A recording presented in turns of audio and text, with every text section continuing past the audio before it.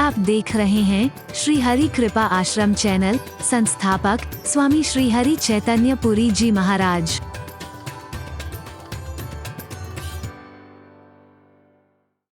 क्या अनर्थ ना हो, किसी की हत्या कर दी, बाद में अब तुम्हें पश्चाताप होना, सॉरी कहने लगे तो बाद में क्या होगा? बोलो, होगा कुछ है?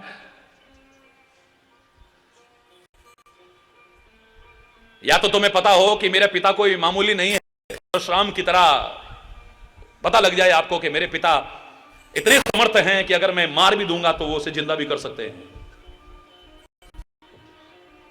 तो ऐसे उसके लिए तो बिना विचारे भी आज्ञा का पालन कर लो, लेकिन तुम्हारे पिताजी में तो वो शक्ति सामर्थ्य नहीं है जो मरे को जिंदा कर दे।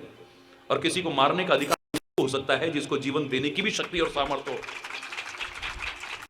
करने का अधिकार उसी को हो सकता है, खुले शब्दों में कह रहा हूं, जो किसी को जीवन भी देने की शक्ति और सामर्थ्य रखता है। तुम किसी को जीवन दे नहीं सकते तो किसी का अधिकार किसने दे दिया है तुम्हें? जब ठंडा होता है ना तब पता चलता है। क्रोध शांत हुआ तो पता चला, हाय पत्नी तो मुझसे इतना प्यार करती है और मैं गुस्से में गलत समझा, मुझसे गलती हुई, वो गलत नहीं थी।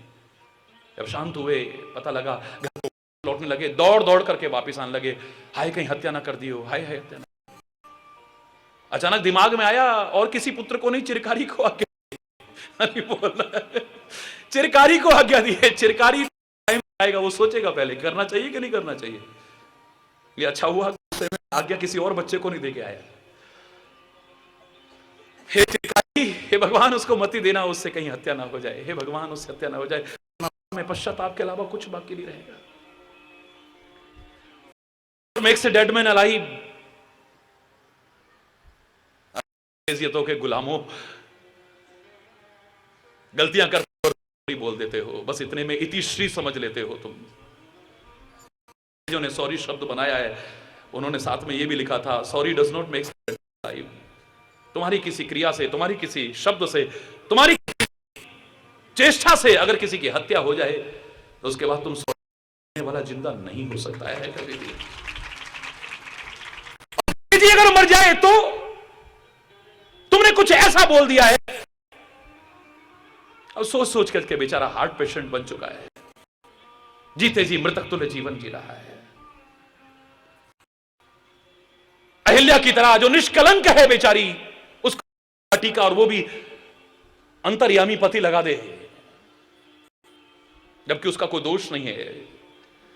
सर्वज्ञ स्वामी लगा दे, सब कुछ जानने वाला लगा दे, तो हृदय को ऐसी चोट लगती है। आप कहते हो अहिल्या पत्थर बन गई थी, वो पत्थर नहीं बनी गई थी, पत्थर की तरह हो गई थी, जड़ नहीं बनी थी, जड़वत हो गई थी। आदमी का फिर न खाने को मन करता है, न पीने को मन करता है, न बोलने को मन करता है, न कहीं जाने को मन करता है, न कहीं आने को मन करता है, न कुछ बोलने को मन करता है। आदमी जड़वत हो जाता है, जड़ नहीं हो जाता है। अगर कोई तर्क करे कि महाराज जी भगवान के चरण धूली लगने से पत्थर में से स्त्री बनी थी, तो मैं तो कथा पर लगाता ही नहीं हूं, मेरे मन में तो कोई शंका है ही नहीं, मैं दुनिया की शंका दूर करता हूं। अगर करूंगा तो इनकी शंका कैसे दूर कर पाऊं? मेरे अंदर कोई शंका नहीं है, किसी वाक्य पर संदेह नहीं है, किसी शास्त्र वाक्य पर संदेह नहीं है, मेरे मन में कोई शेष नहीं है। लेकिन तथाकथित आज के वैज्ञानिक युग की दुहाई देने वाला कोई कहे तो उसके लिए मैं ये चिंतन तो दे सकता हूं, कम से कम निर्विवाद रूप से हर कोई सहमत हो सके, वो जड़ नहीं हो गई थी, जड़वत हो गई थी। ऐसे लोगों को भी समझाने के लिए मैं इतना तो कह सकता हूं, भगवान श्री राम के चरण धूली लग करके अगर पत्थर से स्त्री बनती थी तो 14 वर्ष नंगे पैर चले थे मेरे राम, बिना चरण पादुका के चले थे मेरे राम।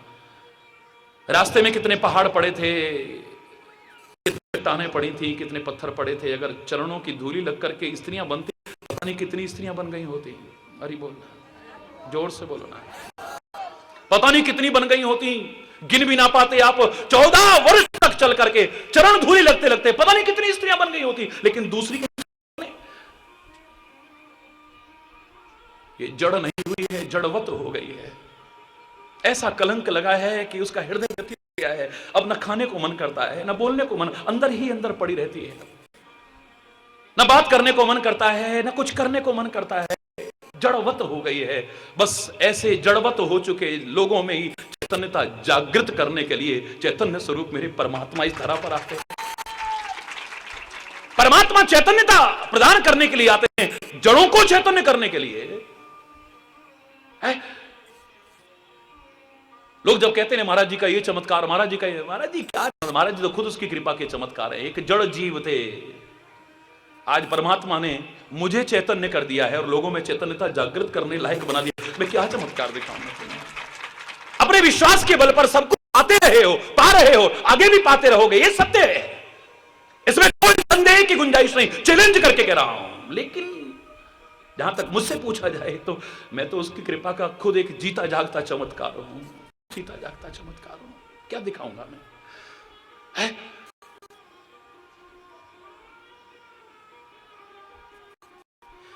लौटे, बाहर ही बैठे देखा चिरकारी को,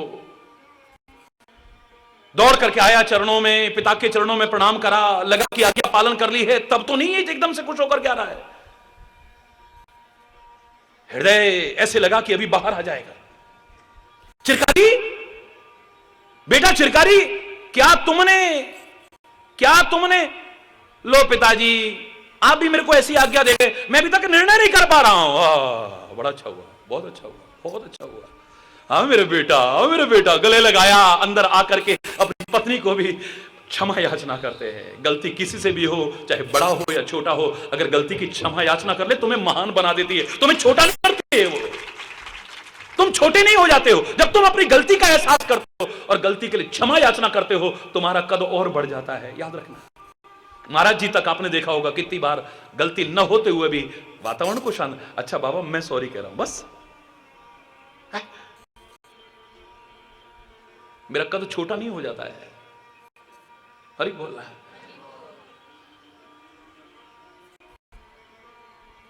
लेकिन अगर कोई गलत भाव मन में आया है या किसी की वजह से करना पड़ रहा है, उसको टालना बस। जितना टालोगे बच जाओगे। और अगर कोई अच्छा भाव मन में आया है, उसे एक क्षण के लिए मत टालना, एक क्षण के लिए। काल करे तो आज कर, बोलो, आज करे सो अब, पल में परले होएगी, बहुरी करे गो कब। ये अच्छे काम के लिए कहा है, सत्कारी के लिए कहा है, धर्मकारी के लिए कहा है। कोई मन में आया है, अच्छा कार्य कोई आया है, अच्छा भाव मन में आया है, उसमें एक क्षण का विलंब मत करना, एक क्षण का विलंब मत करना। पता नहीं कब कोई विघ्न आ जाए। कल कल कल कल करते कहीं काल के ग्रास ना बन जाएं, और जो अच्छा भाव हमारे मन में आया था, अच्छा भाव हमारे मन में आया था, उससे वंचित रह जाएंगे करने से। एक जगह तो एक मूर्ख आदमी बड़ा अच्छा दोहा बना के बोल रहा था, आज करे सो काल, तो ये तुम मत बोलना भाई। आज करे सो काल कर, काल करे सो परसों, ऐसी जल्दी क्या पड़ी, अभी तो जीना बरसों। अरे वो अभी तो जीना बरसों। अरे क्षण भंगुर जीवन की कलिका, कल प्रातः को जाने खिली न खिली। मलयागिरि की शुच शीतल मंद, सुगंध समीर चली न चली। कलिकाल कठा कुठार लिए फिरता, तन नम्र है चोट झली न झली। भजले हरि नाम हरि रसना, फिर अंत समय को हिली ना हिली। एक क्षण का तो भरोसा नहीं है, एक क्षण का सामान 100 बरस का, पल की खबर नहीं। गुरु नानक देव जी महाराज ने वाणी में कितना प्यारा शब्द, राम सिमर एहो तेरो काज है। पूरा शब्द सुनाने में अब समय काफी हो रहा है, मैं जरूर सुनाऊंगा इस शब्द को, बहुत प्यारा शब्द है। लेकिन इसी में एक पंक्ति आती, छिन छिन कर जात आज कल की कहा बात है। राम सिमिर ए हो तेरो काज है। एक एक क्षण क्षण कर करके तो मृत्यु का ग्रास की ओर आगे बढ़ रहा है, मृत्यु के मुख की ओर आगे बढ़ रहा है, और तू सतर्क नहीं हो रहा है। वैमेव जीर्णा तृष्णा न जीर्णा, जो कहा हमारे महापुरुषों ने, जीर्ण हो जाते हैं लेकिन हमारी तृष्णाएं जीर्ण नहीं होती हैं। मुंह में दांत नहीं है, पेट में आंत नहीं है, चमड़ी सब ऐसी हो चुकी है कि कोई कहेगा प्रेस नहीं करी क्या आज? हरी बोलना, हरी बोलना। लेकिन आंखें हैं कि गलत देखे बिना रहती नहीं है, कान हैं कि गलत संगति में बैठ करके निंदा चुगली सुना बिना रहते ही नहीं है। क्षमा चाहते हुए कहूंगा, बुजुर्गों का सम्मान भी करता हूं। नाक है कि अभी तक दुर्गंध से दूर नहीं हो पा रही है। ये जवान है कि गलत बोले बिना अभी तक नहीं रहती है। घर में भी कलेश कर रखा है और मोहल्ले में भी दुश्मनियां कर रखी है। खान पान नहीं सुधरा है, चिंतन नहीं सुधरा है।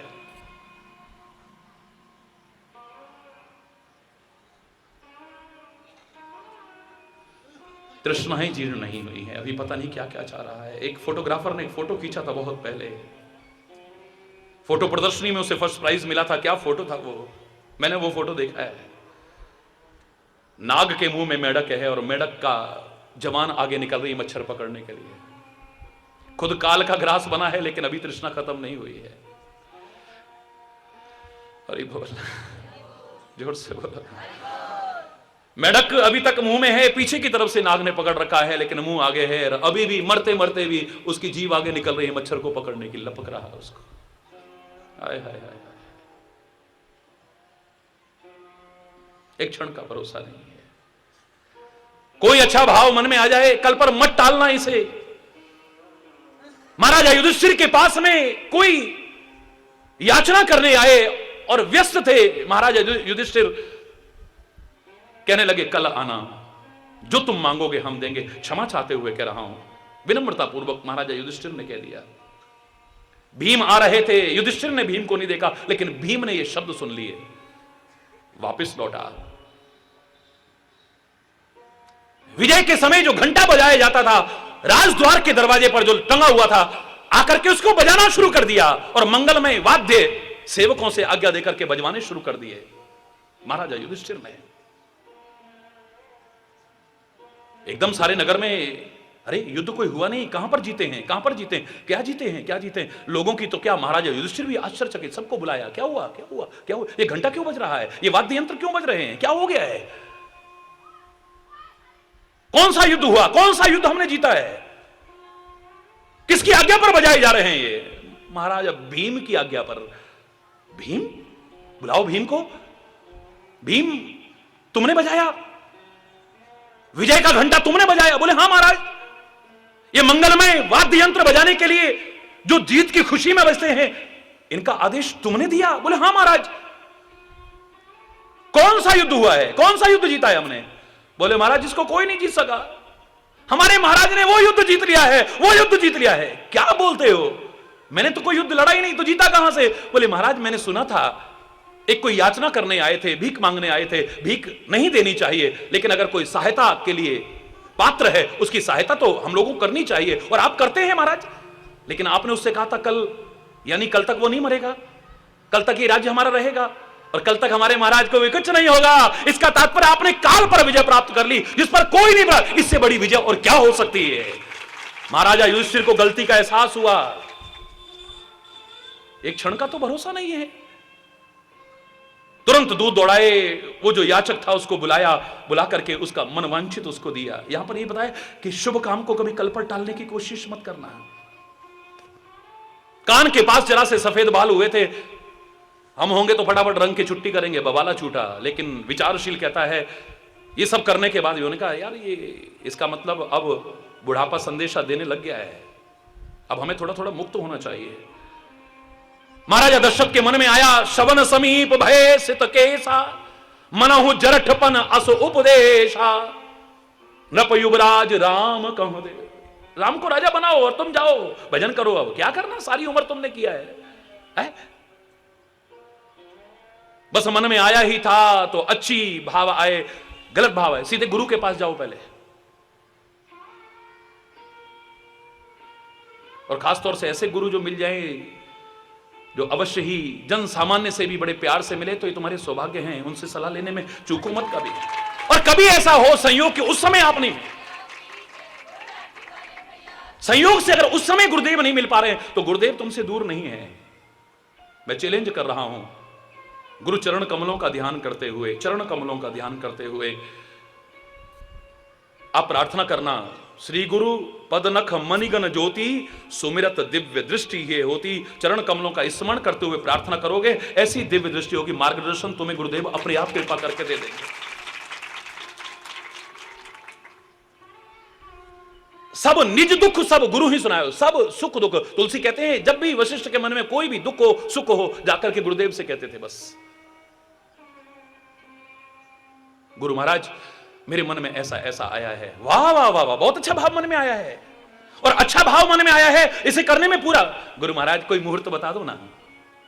गुरु महाराज त्रिकालज्ञ हैं, गुरु महाराज अमित बोध रखते हैं, सर्व ज्ञान रखते हैं, लेकिन वो खाली ज्योतिषी नहीं है।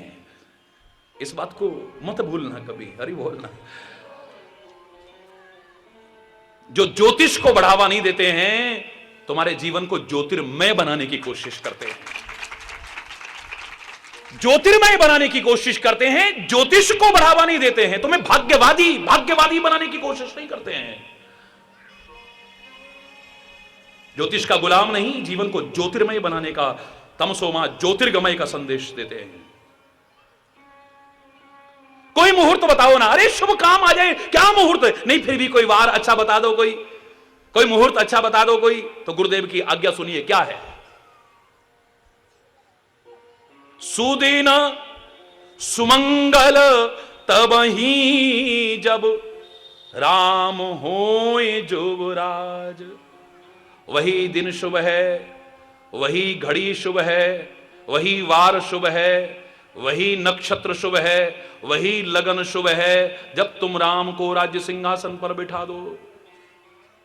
ये तो रही दशरथ की बात, राज्य सिंहासन पर बैठाने की बात। और अगर मेरे से को कहे कि हम अपने हृदय सिंहासन पर बिठाते हैं, तो मैं कहूंगा कि वही घड़ी शुभ है, वही वार शुभ है, वही नक्षत्र शुभ है, वही लगन शुभ है, वही सब कुछ शुभ है जब तुम अपने दिल में अपने हृदय सिंहासन पर परमात्मा को विराजमान कर लो।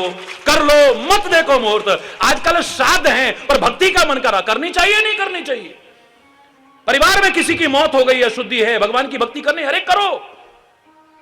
जन्म जन्म मुनि जतन कराही, अंतराम कहीं आवत नहीं। ये सब करते करते कहीं तुम अपने अंतिम क्षणों को न सुधार पाओ। याद रखना, तुम पूजा पाठ में व्यवधान हो सकता है, कर्म कांड में व्यवधान हो सकता है, लेकिन परमात्मा की भक्ति में कभी भी कोई व्यवधान नहीं आ सकता है। कभी भी कर सकते हो,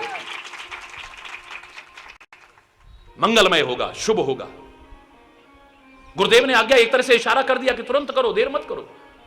लेकिन कई बार हम होते हैं कि गुरु की आज्ञा को समझ नहीं पाते हैं। हमारा वो अहंकार बीच में रह जाता है ना कि हम खाली एक वो नहीं है, हम राजा भी तो हैं, और राजा को मंत्रियों से सलाह के बिना काम करना नहीं चाहिए। हरि बोल। राजा को मंत्री की सलाह के बिना, मंत्रणा किए बिना कोई काम करना नहीं चाहिए। तो मंत्री से भी सलाह लेते हैं। सौभाग्य हैं अयोध्या के कि उनको मंत्री भी कैसा मिला, सुमंत्र, अच्छा मंत्र देने वाला, अच्छी सलाह देने वाला, गलत मंत्र देने वाला नहीं। हरि बोल। सुमंत्र मिले, अच्छी सलाह देने वाला मंत्री मिले, ये तो और अच्छी बात है। सुमंत्र से पूछा, हे सुमंत्र, हमारे मन में ऐसा ऐसा भाव आया है,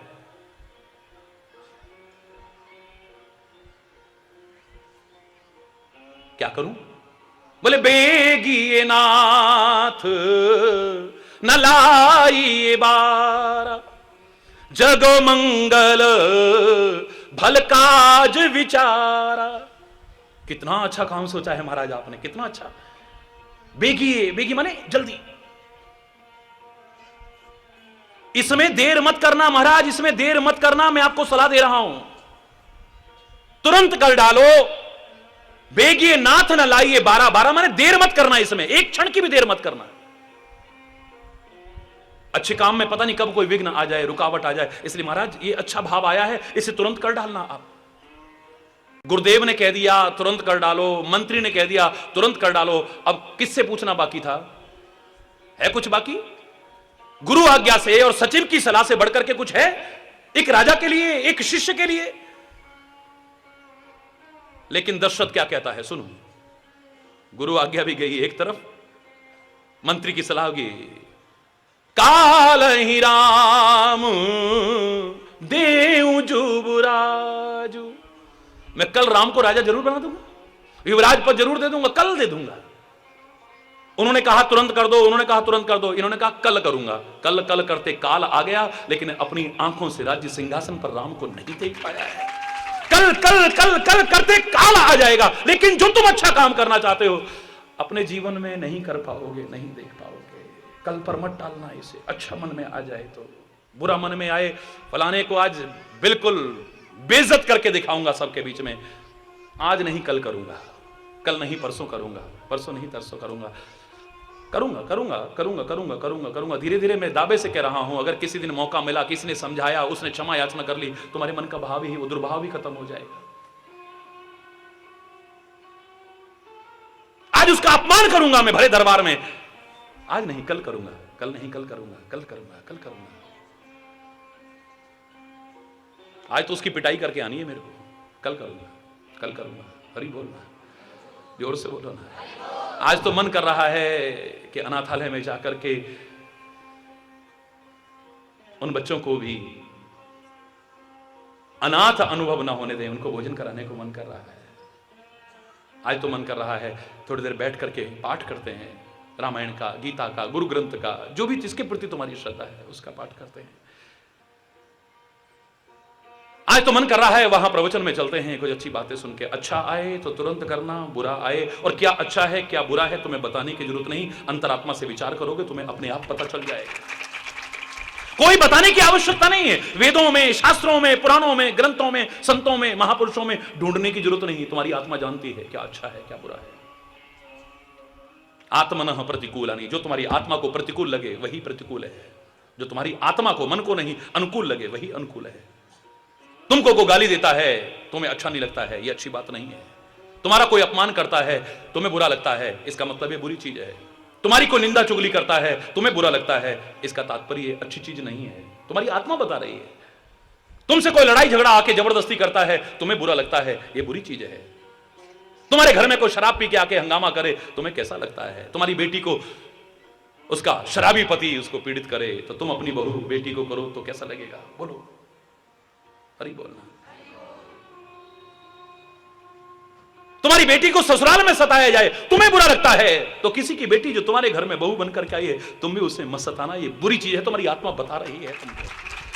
तुम्हारी उम्र लंबी हो चुकी है, भगवान करे बहुत लंबी मिले आपको और सुखी मिले, लेकिन उस समय तुम्हारी औलाद तिरस्कार करे, अपमान करे, तुम्हें बुरा लगेगा। तो तुम्हारे बुजुर्गों को भी अच्छा नहीं लगेगा अगर तिरस्कार करोगे, अपमान करोगे, उपेक्षा करोगे, सेवा नहीं करोगे। तो तुम्हारे घर में कलेश हो रहा है, कोई आके शांति करा जाए, तुम्हारा झगड़ा चल रहा है उसको निपटा जाए, तुम्हारा मुकदमा चल रहा है उसको खत्म करवा जाए, तुम्हारा काम रुका हुआ था उसको पूरा करवाए, तुम्हें अच्छा लगता है ना। तुम भी ऐसा करो ना, औरों को भी अच्छा लगेगा। तुम्हारे से कोई मित्रवत व्यवहार रखे, अच्छा व्यवहार रखे, तुम्हें अच्छा लगता है, तुम भी औरों के साथ करो ना, हरि बोलना। अंतरात्मा से विचार करो, जो अच्छा लगे, भाव आया है उसे तुरंत कर डालना, बुरा मन में आया है मत करना। बच जाओगे, बहुत सारी गलतियों से बच जाओगे। और भी अभी बहुत कुछ है कहने को, लेकिन समय जवाब दे रहा है। कोई गलत शब्द निकला हो उसके लिए क्षमा चाहता हुआ आज यहीं पर अपनी वाणी को विराम दूंगा। शेष कल आज यहीं पर एक बार जोर से बोलेंगे, धर्म की, धर्म की, अधर्म का, प्राणियों में, विश्व का, गौ माता की, भारत माता की, गंगा माता की, संत समाज की, भारत की देवियों की, भक्त समाज की,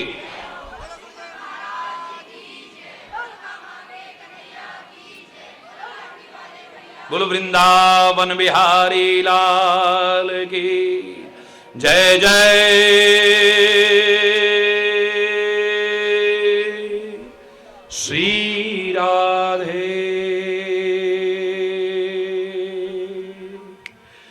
जय जय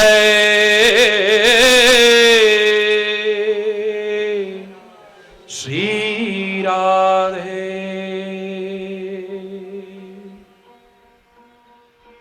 श्याम राम। हाथ उठा के हरि बोल, हरि बोल। जय जय मां, जय जय मां, जय जय मां, जय जय मां।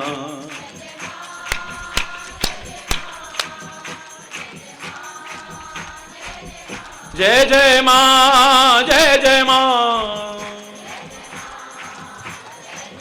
जय जय मां, जय जय मां,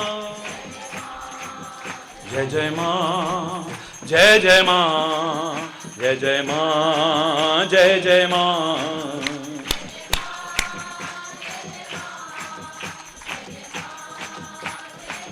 जय जय मां, जय जय मां, जय जय मां।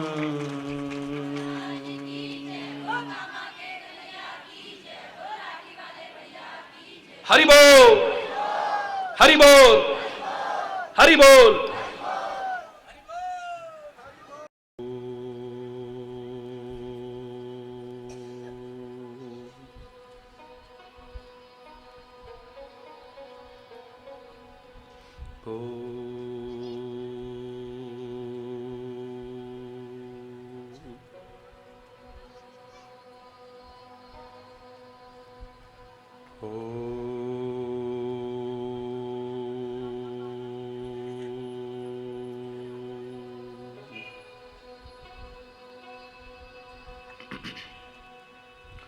सर्वे भवन्तु सुखिनः, सर्वे सन्तु निरामयाः,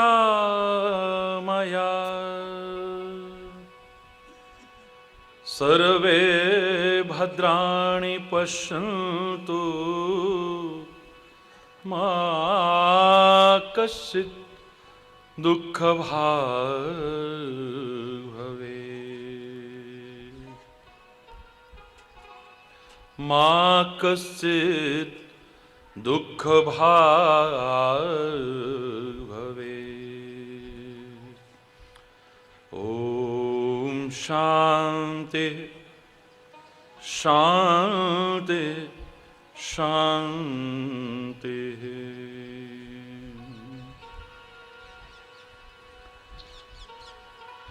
सर्वमङ्गलमाङ्गल्ये शिवे सर्वार्थ साधिके, शरण्ये त्र्यम्बके गौरी नारायणी नमोस्तुते, नारायणी नमोस्तुते।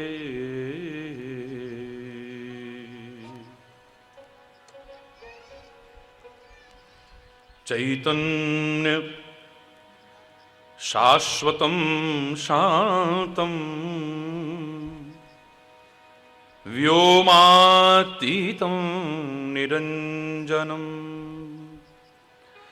नादबिन्दुकलातीतं तस्मै श्री गुरुवे नमः, तस्मै श्री गुरुवे नमः। ॐ शान्ति शान्ति शान्ति। ओ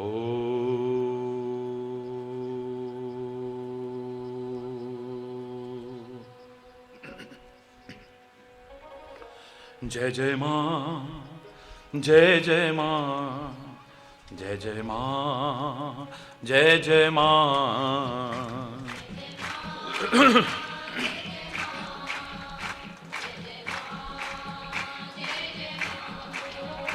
जय जय मां, जय जय माँ, जय जय माँ, जय जय माँ।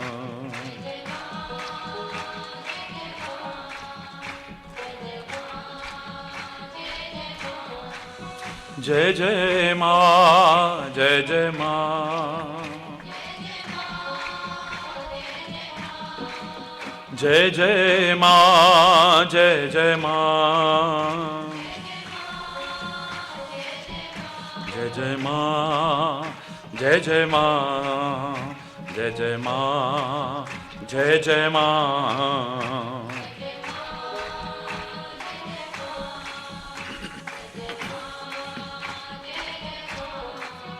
जय जय माँ, जय जय माँ, जय जय माँ, जय जय माँ, जय जय माँ।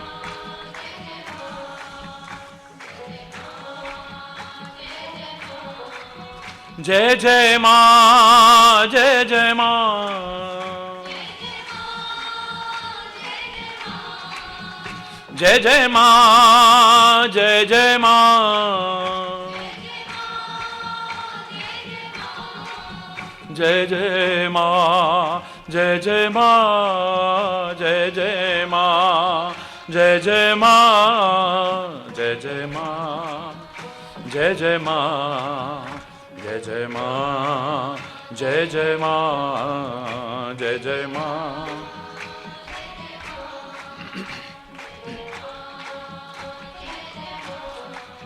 जय जय माँ, जय जय माँ, माँ।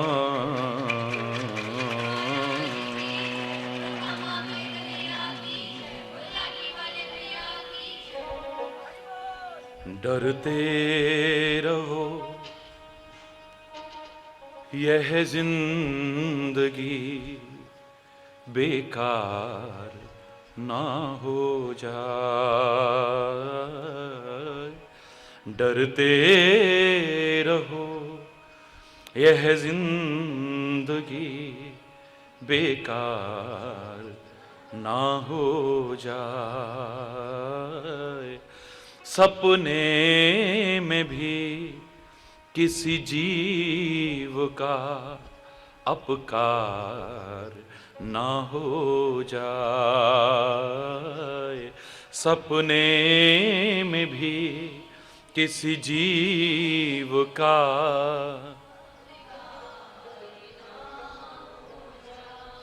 डरते रहो ये जिंदगी बेकार ना हो जाए। डरते रहो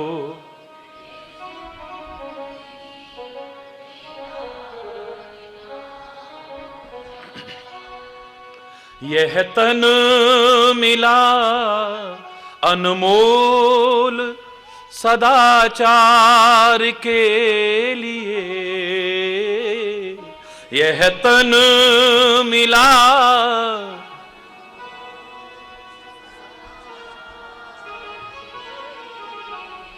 यह तन मिला अनमोल सदाचार के लिए। यह तन मिला अनमोल सदाचार के लिए। विषयों में फंस के इससे अनाचार ना हो जाए। विषयों में फंस के इससे अनाचार ना हो जाए। डरते रहो यह जिंदगी बेकार ना हो जाए। डरते रहो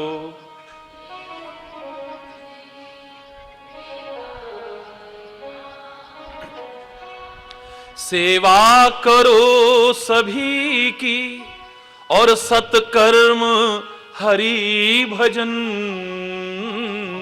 सेवा करो सभी की और सत्कर्म हरि भजन।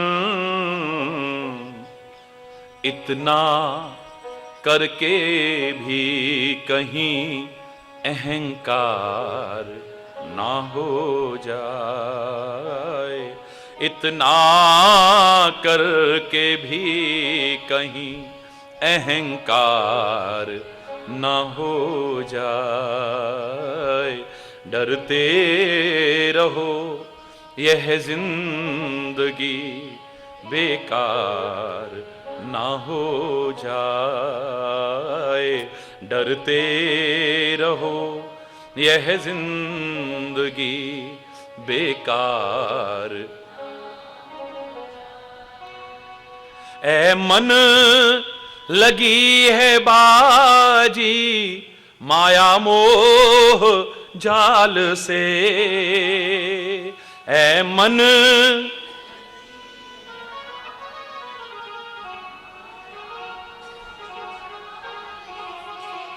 ए मन लगी है बाजी माया मोह जाल से, ए मन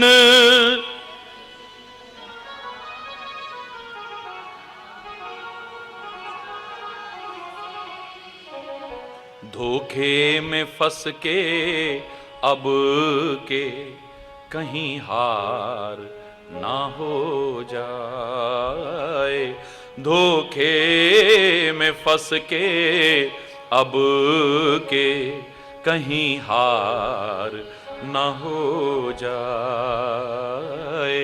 डरते रहो यह जिंदगी बेकार ना हो जाए, डरते रहो यह जिंदगी बेकार ना। सपने में भी किसी जीव का अपकार ना हो जाए, सपने में भी किसी जीव का अपकार ना हो जाए।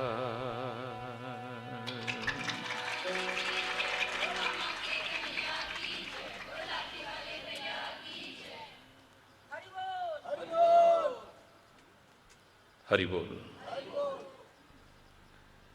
हरि बोल।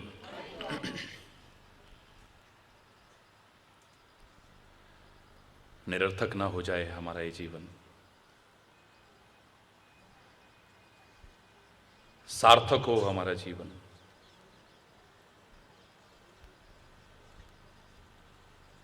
और उसके लिए बहुत जरूरी है कि हम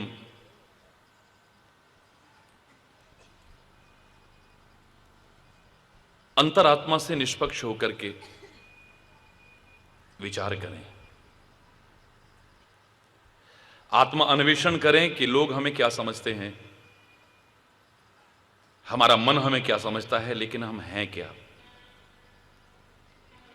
कहां जी रहे हैं हम।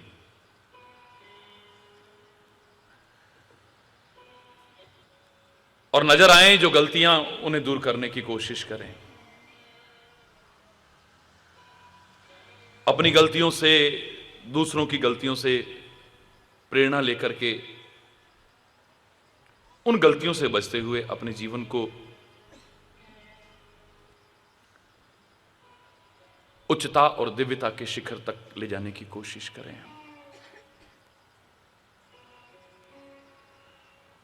नजरअंदाज ना करें उन गलतियों को जो अपने जीवन में हमें नजर आए।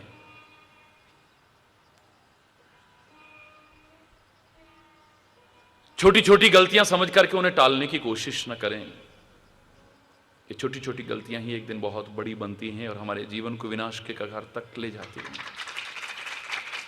पतन तक कर देती हैं हमारे जीवन का।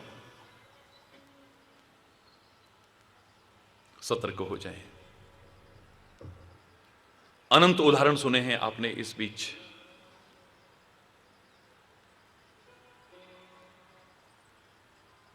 जो इस बात को स्पष्ट करने के लिए अपने आप में पर्याप्त थे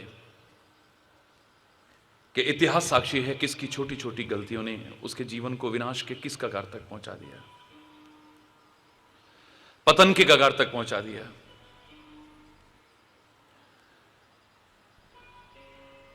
वो गलतियां करते समय उन्हें एहसास नहीं हुआ, लेकिन जब उनका फल भोगना पड़ा तब उन्हें पता चला। बीज बोते समय नहीं पता चलता है, छुपा होता है उसी में सब कुछ, लेकिन दिखाई नहीं देता है। जब अंकुरित होता है, पौधा बनता है, वृक्ष बनता है, और फिर जब फल लगता है तब हमें पता चलता है कि हमें बबूल काटना पड़ रहा है या आम काटना पड़ रहा है। तब हमें पता चलता है कि हमने जो किया है वो सही था या गलत था। अंतरात्मा से निष्पक्ष विचार करोगे तो करने से पहले भी पता चल सकता है। किसी महात्मा के मार्गदर्शन पर चलोगे तो पहले भी पता चल सकता है। परमात्मा से प्रार्थना करते हुए सतर्क होकर के अपने जीवन को जियोगे, विचार पूर्वक जीवन को जियोगे, विवेक को जागृत रखते हुए जियोगे, तो तुम्हें पहले भी पता चल सकता है। फिर गलत नहीं करोगे तो उसका फल भोगने से भी बच जाओगे। इतना हो सकता है। एक एक व्यक्ति की किस किस गलती ने उसको क्या क्या खामियाजा नहीं भोगना पड़ा, और चाहे वो कितना भी बड़ा क्यों ना हो, भरा पड़ा है इतिहास।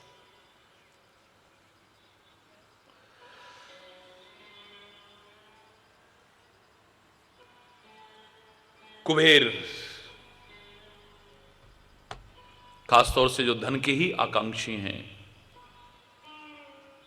जो अभी तक यही नहीं समझ पाए हैं कि अगर परमात्मा को अपना सर्वस्व समझ लिया तो तुम लाख कोशिश करके भी जो धन वैभव नहीं पा रहे हो उसकी कृपा से सहज में प्राप्त कर जाओगे। उन लोगों को कुबेर का नाम तो शायद अपरिचित नहीं होगा जो मात्र धन के पीछे ही भागते हैं। हरि बोल। वो भगवान को भी लिखने की बजाय पहले कुबेर जी सदा सहाय, हरि बोलना। अरे अगर वो सहायता करे तो सब अपने आप सहायता करते हैं, और अगर उसकी सहायता ना हो तो फिर हरि बोलना।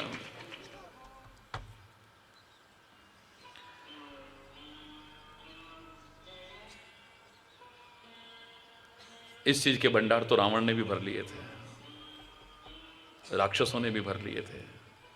आज भी जो गलत करते हैं, सत्य के मार्ग पर नहीं चलते हैं, न्याय के मार्ग पर नहीं चलते हैं, धर्म के मार्ग पर नहीं चलते हैं, भक्ति के मार्ग पर नहीं चलते हैं, ये तो वो भी इकट्ठा कर लेते हैं। सुतधारा धन लक्ष्मी तो पापी क्यों हुए? तूने इकट्ठा कर लिया तो कौन सा बड़ा तीर मार लिया है? हरि बोलना। जिसे तू मानव जीवन की परम उपलब्धि माने बैठा है, ये तेरे मानव जीवन की परम उपलब्धि नहीं है मानव। अगर वो सच्ची मानव जीवन की परम उपलब्धि आंकने की कोशिश की जाए तो अधिकांश जीवन में शून्य ही नजर आएगी और कुछ नहीं। ये तो चोर भी हासिल कर लेते हैं, तस्कर भी हासिल कर लेते हैं, वैश्याएं भी हासिल कर लेती हैं, नीच से नीच घृणित से घृणित कर्म करने वाले भी ये सब हासिल कर लेते हैं। कोई बहुत बड़ी बात नहीं है। खैर बात और चली तो हम तो इतिहास के उन पन्नों को उठाने की कोशिश कर रहे हैं जिसमें बड़े बड़ों से भी कोई गलती हुई और उनका खामियाजा उन्हें भोगना पड़ा। हम करेंगे तो हमारा क्या होगा, ये प्रेरणा लेनी है। अनंत उदाहरण आपने सुने तो एक और सुना रहा हूं आपको। कुबेर के पुत्र नलकूबर और मणिग्रीव, हो सकता है नाम सुने हो, ना सुने हो तो मैं बता रहा हूं। एक तो जवानी, हरि बोलना, ऊपर से ताकत,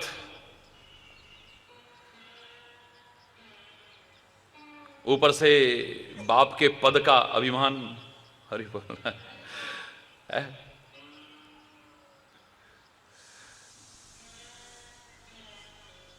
इतना प्रभुत्व,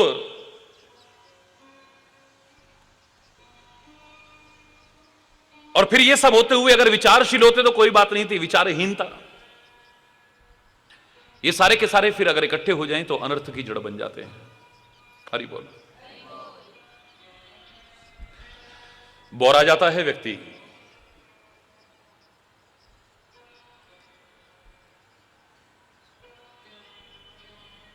धन मद, बल मद, जवानी का मद, पद मद, और फिर ऊपर से और दूसरा मद भी करने लग जाए तो फिर जीवन का विनाश ही सुनिश्चित है।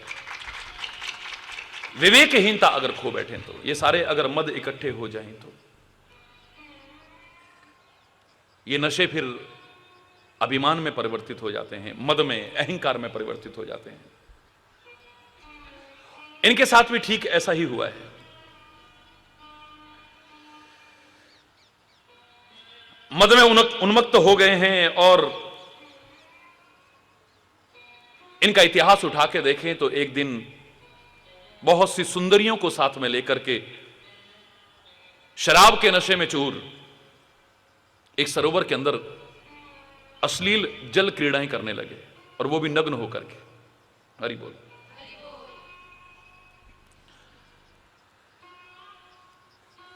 संयोग से वहां से नारद जी निकले।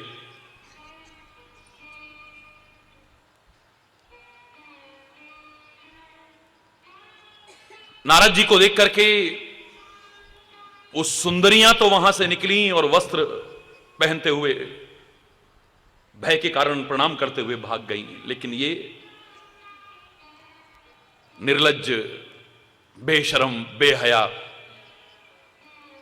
अहंकार में चूर न तो ऋषि को प्रणाम किया और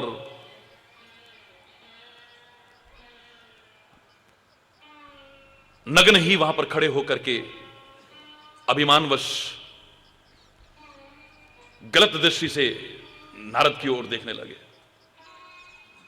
हरि बोल। ये ऐतिहासिक उदाहरण सुना रहा हूं, पौराणिक उदाहरण सुना रहा हूं। ना उनका सत्कार किया, न मर्यादा का पालन किया,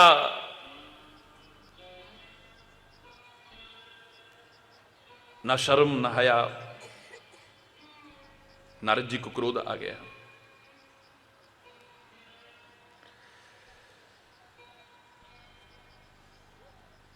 कुबेर तो लोकपाल हैं। लोकपाल कोई सामान्य पद नहीं माना जाता था उस समय, और शायद यह शब्द हमारे शास्त्रों से लिया गया है आज भी। लोकपाल के दायरे में तो प्रधानमंत्री को भी ले लिया है, मुख्यमंत्री को भी ले लिया है। यह पद कोई सामान्य नहीं था।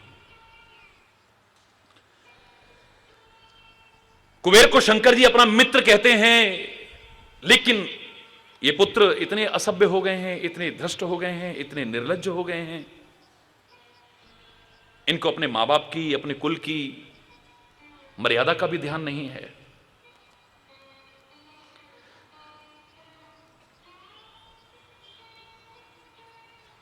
शाप दे दिया है कि तुम बेशर्म होकर के खड़े रहे हो तो जाओ,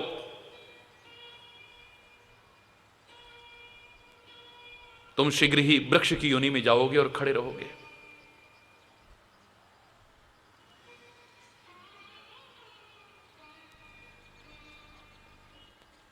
गोकुल में हरि बोल रहा। गलती का परिणाम तो भोगना पड़ा, चाहे कितना भी बड़ा हो कोई। लेकिन साथ में मैं एक बात कहना नहीं भूलूंगा कि याद रखना, अगर संत महापुरुष, कोई ऋषि मुनि, उनके प्यार के अधिकारी बनना, वरदान के अधिकारी बनना, उनकी बद्दुआओं के, हालांकि देते नहीं वो, उनके क्रोध के अधिकारी मत बनना, उनके श्राप के अधिकारी मत बनना। लेकिन ये मैं अवश्य कहूंगा, अगर वो श्राप भी देंगे तो भी तुम्हारा अमंगल नहीं होने वाला, फिर भी तुम्हारा मंगल ही होगा। कागभुशुंडी को अगर श्राप मिला है गुरुदेव के द्वारा, तो मानव शरीर में जो लोग नहीं कर पाए, वो कौवे के शरीर में उसने करके दिखाया है, गुरु के आशीर्वाद से। क्योंकि हमारे बड़े बुजुर्गों की, हमारे संतों महापुरुषों की, हमारे ये महान व्यक्तित्व हैं, उनकी एक विशेषता हमारे शास्त्रों ने कही है कि अत्यंत कोमल होते हैं, पर हमारी भलाई के लिए कई बार कठोरता अपना लेते हैं। हमारी भलाई के लिए कठोरता अपना लेते हैं कई बार। और शायद इतिहास हमारे सामने है, अगर पढ़ने की कोशिश करें तो अगर किसी ने श्राप दिया होगा और आपने गलती का एहसास करके उनसे क्षमा याचना की होगी, तो अपने दिए श्राप से मुक्ति का उपाय भी उन्होंने ही बताया होगा। इंद्र ने कितना अनुचित किया है, कितना अनुचित किया है। लेकिन गौतम ऋषि ने शाप दिया कि जिस गोपनीय अंग की ओर तू भाग रहा है, मूर्ख, निर्लज्ज, अपने पद की गरिमा को छोड़ करके, अपने देवलोक की गरिमा को छोड़ करके जाओ, तुम्हारे शरीर पर वो 1000 गोपनीय अंग हो जाएं। ये भागता फिरता था, तालाबों में दुबकता था, कमल के पत्तों के पीछे दुबकता था, शर्म आती थी इसे। देवराज होते हुए इंद्र दुबकता फिरता था। इतिहास उठा के देखिए। इन सब चीजों को देखते हैं और बड़े बड़े उठतों को गिराने का जब काम देखते हैं इन देवताओं और देवराज इंद्र का, तो मैं बार बार दोहराया करता हूं कि हमें इन्होंने बहुत कुछ दिया है, हम इसलिए इनको धन्यवाद कहेंगे, कृतज्ञता ज्ञापित करेंगे, पूजा भी कर देंगे, प्यार तो नहीं। हरि बोलना। प्यार में और सम्मान में बहुत फर्क है। There is lots and lots of difference. आदर के अधिकारी हो सकते हैं, पूजा के अधिकारी हो सकते हैं, कृतज्ञता ज्ञापित करें इन्हें, इसके अधिकारी हो सकते हैं। लेकिन अगर भगवान हमसे कहे कि तुम्हें देवता बना दें और यहां तक कि देवराज इंद्र भी बना दें, तो हरि चैतन्य तो खुले शब्दों में कहेगा, जिसने किसी उठते को गिराया हो और ऐसा ऐसा किया हो, ऐसा तो देवता और देवराज इंद्र भी मत बनाना, लेकिन किसी को गिरते को उठा करके अपने गले से लगाने वाला, हृदय से लगाना, एक सच्चा इंसान भी बना देना, वो मंजूर है। इसने क्षमा याचना की थी, गलती का एहसास किया था, क्षमा याचना की थी। तो गौतम ऋषि ने ही श्राप से मुक्ति का उपाय, इतने महान भयानक अपराध के बाद भी हम अपनी गलती, क्यों, गलती क्या है हमारी, ज्यादा होगा तो हम कह देंगे हम तो अज्ञानी ठहरे, हमें पता ही नहीं हमसे क्या क्या गलतियां हो जाती हैं। अंतरात्मा से सोच के देखो, तुम्हें सब गलतियों का एहसास हो जाएगा। कोई कहे ना कहे, तुम्हारी अंदर आत्मा तुम्हें बता देगी तुम अच्छा जीवन जी रहे हो या बुरा जीवन जी रहे हो। और कई बार किसी को धिक्कारने की जरूरत नहीं है। तुम्हारी आत्मा अगर गलत चल रहे हो, अगर शांत होकर के आत्मा की आवाज सुनोगे तो वही तुमको धिक्कारने लग जाएगी। अपनी गलती का एहसास हुआ है, चरणों में गिरा है, क्षमा याचना की है। तो गौतम ऋषि, जिनके प्रति इतना भारी अपराध, जिनकी पत्नी के प्रति ऐसा, वो कहते हैं जाओ, श्राप तो मैं दे चुका हूं, लेकिन अगर तुम्हें गलती का एहसास हो रहा है तो जब तुम श्री राम को जनकपुर में दूल्हा वेश में देखोगे ना, तो यही जो तुम्हारे शरीर पर ये गोपनीय अंग बन गए हैं, ये नेत्रों में परिवर्तित हो जाएंगे, 1000 नेत्रों में परिवर्तित हो जाएंगे। उस समय सारे देवता भी तुमसे जलन करेंगे, सारी दुनिया तुम्हें सौभाग्यशाली कहेगी कि 1000 नेत्रों के द्वारा भगवान के उस दिव्य रूप का दर्शन कर रहे हो तुम। और रामायण में कहा भी है, जब श्री राम को देखते हैं इनके वो अंग नेत्रों में परिवर्तित हो जाते हैं, तो ब्रह्मा जी तो 8 नेत्रों से देख पाए, विष्णु 2 नेत्रों से देख पाए, स्वामी कार्तिकेय 12 नेत्रों से देख पाए, भगवान शंकर 15 नेत्रों से दूल्हा वेश में श्री राम के उस दिव्य रूप को देख पाए। लेकिन इस इंद्र ने 1000 नेत्रों से देखा, तो रामायण में लिखे बिना नहीं रह पाए। उस समय इसको धिक्कारा था, लेकिन अब रामायण में प्रशंसा लगी, आज पुरंदर सम को नाई।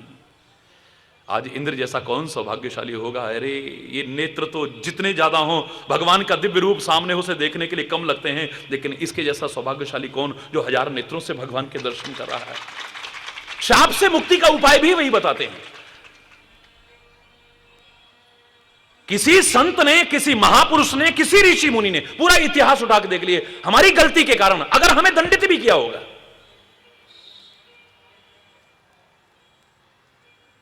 हमारा बुरा हुआ हो, मुझे नहीं लगता है। शायद इसीलिए कहा था फिर भी संग उन्हीं का करना। जैसे मां तुमको थप्पड़ भी मारती है, जब तक छोटे हो तुम मां से चिपकते हो, मम्मा प्लीज मुझे मत मारो, मम्मा मत, भागते नहीं हो। बड़े हो जाते तो कहो बॉम्बे भाग जाऊंगा, मुंबई भाग जाऊंगा, वहां भाग जाऊंगा, अब आइंदा हाथ उठाया तो घर में नहीं रहूंगा मैं। लेकिन जब तक तुम मां के प्यार, वात्सल्य और करुणा के साये में रहते हो, तुम्हारी पिटाई भी करती है, तुम उसी से चिपकते हो। तुम जानते हो ये हमारा बुरा नहीं चाह सकती है कभी भी। डॉक्टर की क्रिया को तुम पहचान जाते हो। अगर समझदार हो तो, अबोध हो तब नहीं, तब तो डॉक्टर के नाम से चिढ़ोगे, ना मम्मा ना डॉक्टर के पास नहीं, छुई लगाएगा छुई, डॉक्टर के नाम से डरोगे। लेकिन अगर तुम समझदार हो तो डॉक्टर की क्रिया को समझ जाते हो कि डॉक्टर अगर मीठी गोली देगा तो हमारी भलाई तो है, कड़वी गोली देगा तो हमारी भलाई तो है, चीरा लगाएगा तो हमारी भलाई तो है, ऑपरेशन करेगा हमारी भलाई तो है, हमारे अंग को भी काट के फेंक दे, कहीं जहर आगे ना फैल जाए, तो भी उसकी शत्रुता नहीं, हमारी भलाई ही छिपी हुई है, इसके अलावा और कुछ भी नहीं है। हमारा हित निहित है। डॉक्टर की क्रिया को पहचान जाते हो। जब तक मां के आंचल और दुलार प्यार में रहते हो, तब तक मां की क्रिया को जान जाते हो। जिस दिन तुम्हें समझ आ गया उस दिन न तो परमात्मा पर दोषारोपण करोगे, न सदगुरु पर दोषारोपण करोगे, न संत पर दोषारोपण करोगे, न किसी ऋषि मुनि पर दोषारोपण करोगे। शायद दावे से यूं ही नहीं कह दिया था, साधु ते होय न कारज हानि। साधु का साथ करके किसी के कार्य की हानि हो जाए, हो ही नहीं सकता है कभी ऐसा। दुष्ट का साथ करके किसी का भला हुआ हो, एक उदाहरण नहीं मिलेगा दुष्ट का साथ करके। और किसी सज्जन का साथ करके किसी का बुरा हुआ हो, भला ही होगा। अगर भला ना भी हुआ हो, बुरा नहीं हुआ होगा किसी का। अरे बोलना, एक व्यक्ति उठ करके बता दे किसी जब बुरा हुआ हो किसी का, सवाल ही नहीं है। चैलेंज करके कह रहा हूं, अगर सज्जनों का साथ किया है तो दुर्जनों का नहीं। दुर्जन चाहे तुम्हें मान सम्मान भी दे दे, तुमसे कितना प्यार और अपनापन का प्रदर्शन भी करे, कितना तुमसे मीठा बोले, लेकिन फिर भी तुम्हारे जीवन की भलाई नहीं होगी कभी उसका संग करके। और सज्जन चाहे जीवन में कठोरता भी अपना ले तो भी तुम्हारे जीवन का भला होगा, उसका साथ कभी मत छोड़ना। जो इससे समझ गए हैं उनसे कभी दूर नहीं हो पाते हैं। हरि बोलना, उन्हीं के होकर के रह जाते हैं। मैंने उदाहरण दिया था आपको कि सज्जन और दुर्जन का एक छोटा सा उदाहरण सामने नजर आता है। मच्छर को दुर्जनता का प्रतीक मान सकते हैं आप, क्योंकि इसने बीमारियां ही फैलाई हैं। हालांकि उसके दोषी हम भी हैं। हम अपने आसपास अगर पानी गंदा इकट्ठा न होने दें, शासन प्रशासन को तो बहुत दोष देते हैं, व्यवस्था को बहुत दोष देते हैं, लेकिन अपनी कमियां हम नहीं देखते हैं कभी। हमारी जरा सी लापरवाही, जरा सी गलती हमें ही खामियाजा भोगने को बाध्य करेगी। घर का कूड़ा निकाल के सड़क पे फेंक दिया, फिर नगर पालिका को दोष देते हैं हम। अरे बोलना, शासन कुछ नहीं कर रहा है, प्रशासन कुछ नहीं था। बुखार फैला हुआ है, मलेरिया फैला, डेंगू फैल रहा है। अब शासन प्रशासन ने थोड़ी मच्छर घुसाए थे तुम्हारे घर में। न कूलर का पानी साफ करा, न टंकियों का पानी साफ करा, न आसपास का पानी जो इकट्ठा हो रहा था उससे साफ नहीं करा। अरे बोलना, जोर से बोलो ना। ये कहीं पर भी हो, मेरा खाली यहां से तात्पर्य नहीं है, पूरे विश्व में भी कहीं चले जाओ, आप दूसरों को दोष दोगे, अपने दोष को नहीं देखोगे कभी। एक अलग विषय हो गया। लेकिन मच्छर दुर्जनता का प्रतीक है। ये जब भी काटेगा कोई ना कोई रोगाणु, कोई ना कोई जीवाणु छोड़ करके जाता है। लेकिन आप देखो, मच्छर की क्रियाओं को देखो। कभी बाहर आंगन में बैठना, शाम के टाइम सबसे पहले तुम्हारे पैरों पर काटना शुरू करता है, पैरों में आना शुरू करता है। यार अंदर चलो, अब तो मच्छर आने लग गए। हरी बोलना, यहां से शुरू होते हो नहीं, पैरों से। यानी सबसे पहले तुम्हारे पैरों में आता है मच्छर, सबसे पहले तुम्हारे पैरों में आता है। उसके बाद तुम्हारी परिक्रमा लगाता है। परिक्रमा यानी सम्मान देता है, तुम्हारे चारों तरफ घूमता है। फिर कान में बड़ा मधुर स्वर। छोटे छोटे बच्चे बैठे हैं। मैं एक छोटा सा प्रश्न पूछता हूं, बीच में एक मजाक की बात आ गई है, तो हालांकि मजाक भी शिक्षा ही देता है कभी। छोटे छोटे बच्चे बैठे हैं और कितनी श्रद्धा से बैठते हैं, आप देखिए। आप, मैं कह रहा हूं इससे बड़ी उपलब्धि जीवन में नहीं मुझे और कोई नजर आती कि कहीं भी कार्यक्रम में जाइए आप, लाखों के भीड़ में 60% से ज्यादा युवा और बच्चे होते हैं। इससे बड़ी उपलब्धि और क्या हो सकती है इस ओर आने है? बुजुर्ग आते हैं, उनका सम्मान है, बड़े लोग आते हैं, उनका सम्मान है। लेकिन छोटे छोटे बच्चे, युवा पीढ़ी खासतौर से इस ओर आए, इससे बड़ी उपलब्धि सत्संग की मैं और नहीं मान सकता। हरि बोल। तो छोटे छोटे बच्चे बैठे हैं, मैं उनसे पूछ रहा हूं कि मच्छर कान में ही आवाज क्यों करता है? हरि बोल। अरे सुनता तो कान ही है, और कहीं करता होगा तो सुनाई थोड़ी देगा। यही तो बात है। हरि बोलना, कान सुनता है इसलिए कान में अमल है। खैर, कान में मधुर स्वर छेड़ता है। मजाक में मत रहिए, गहराई में जाने की कोशिश कीजिए। मच्छर सबसे पहले आपके चरणों में झुकता है, फिर आपकी परिक्रमा लगाता है, आपको सम्मान देता है, कान में बहुत मीठा मीठा मधुर मधुर स्वर छेड़ता है। ये कितना भी तुम्हारे पैरों में गिरे, कितना भी तुम्हारी परिक्रमा लगाए, तुम्हें सम्मान दे, कितना भी मीठा बोले, लेकिन ये जब काटेगा तुम्हें नुकसान ही पहुंचाएगा। इसका संग तुम्हें फायदा पहुंचाएगा, मुझे नहीं लगता है।